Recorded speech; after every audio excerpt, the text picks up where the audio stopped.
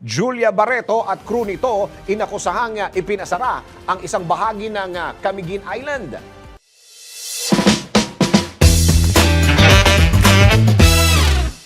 Para sa aking balitang showbiz, dismayado ang isang netizen kay Julia Barreto na umano'y ipinasara nito ang isang bahagi ng Camiguin Island. Naglabas ang kanyang saloobin ng isang nagngangalang Nika Ko para sa aktres, sa crew nito at sa local government unit ng Camiguin Island. Sa kanyang Facebook post, sinabi ni Nika na pumunta sila sa Camiguin para sa short ngunit well-planned na trip kung saan excited umano sila na explore ang kagandahan ng lugar. Kabilang umano sa kanilang itinerary ang White Island, Mantigi Island at ang Katibawasan Falls, ngunit nadismaya raw sila dahil nang dumating sila ay sinabihan sila na sarado ang Mantigi Island dahil sa isang private shoot. Sinabihan daw sila na mag-o-open ang isla ng 12 noon kaya nag-adjust umano sila ng kanilang schedule at nang dumating umano sila ay nakita nila ang mga turista na matyagang naghihintay, ngunit ang alas 12 ng tanghali umano ay naging alauna ng hapon kung kaya't marami ang na-force na i-cancel o i-reschedule ang kanilang mga plano. Nakakadismaya lamang daw dahil mas binigyan ng priority ng Camiguin LGU